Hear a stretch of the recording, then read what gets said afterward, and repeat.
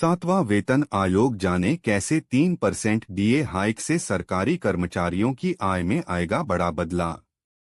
केंद्र सरकार ने केंद्रीय कर्मचारियों और पेंशनर्स के लिए एक बड़ी राहत की घोषणा की है।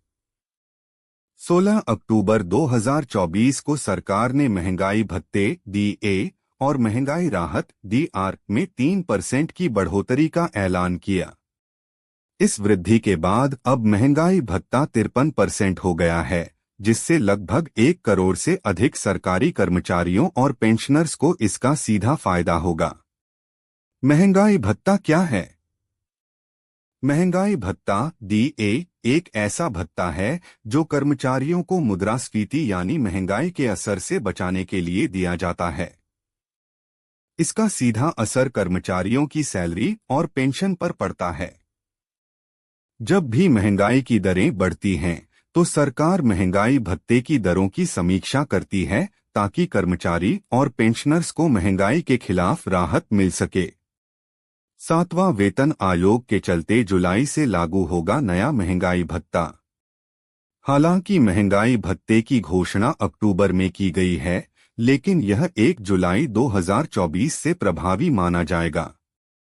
इसका मतलब है कि कर्मचारियों और पेंशनर्स को जुलाई, अगस्त और सितंबर का एरियर भी मिलेगा।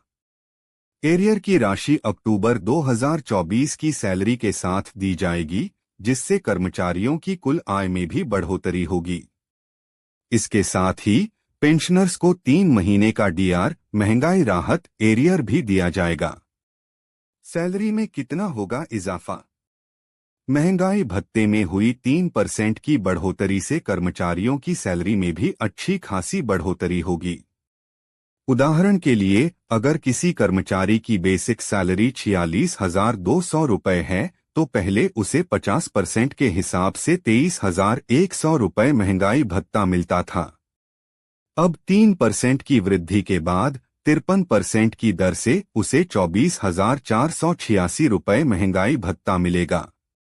इस तरह उसकी सैलरी में हर महीने 1,386 रुपये की बढ़ोतरी होगी। सालाना आधार पर यह बढ़ोतरी 16,332 रुपये की होगी। सातवां वेतन आयोग से अक्टूबर में मिलेगा दिवाली बोनस और एरियर। सरकारी कर्मचारियों की अक्टूबर 2024 की सैलरी में उन्हें 3 महीने का एरियर भी मिलेगा। इसके साथ ही दिवाली के अवसर पर सरकार दिवाली बोनस भी ट्रांसफर करेगी, जिससे कर्मचारियों के लिए यह महीना वित्तीय दृष्टि से काफी लाभदायक होगा। इस कदम से उनकी वित्तीय स्थिति में सुधार होगा और त्योहारी सीजन में उनके खर्चों में सहूलियत मिलेगी। पेंशनर्स की पेंशन में भी बढ़ोतरी।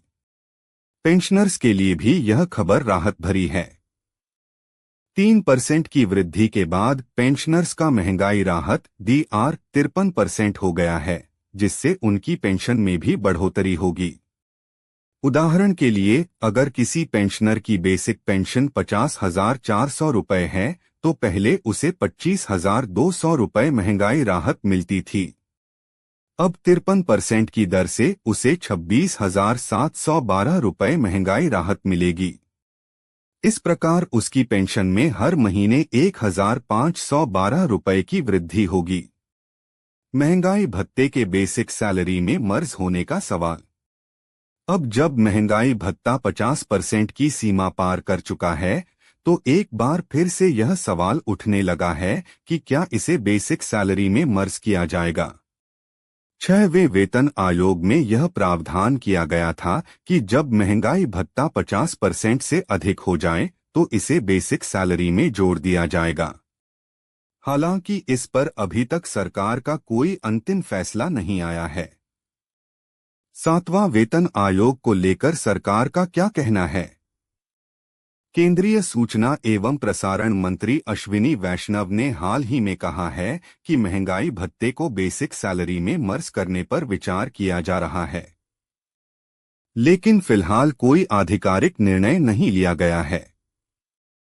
यदि यह मर्जिंग होती है, तो कर्मचारियों के सेवानिवृत्ति लाभ और अन्य भत्तों में भी बढ़ोतरी होगी। सरकार इस पर विचार कर रही है ताकि कर्मचारियों को दीर्घकालिक वित्तीय लाभ मिल सके। सातवां वेतन आयोग का डीए और डीआर का कर्मचारियों पर प्रभाव। महंगाई भत्ते और महंगाई राहत में 3% की बढ़ोतरी से केंद्रीय कर्मचारियों और पेंशनर्स को वित्तीय सहायता मिलेगी। उनके मासिक वेतन में इजाफा होगा और साथ ही उन्हें 3 महीने का एरियर भी प्राप्त होगा।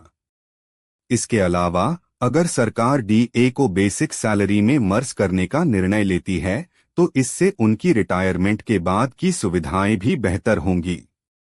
केंद्र सरकार का यह फैसला सरकारी कर्मचारियों और पेंशनर्स के लिए एक महत्वपूर्ण कदम है, जिससे उनकी मासिक आय में वृद्धि होगी।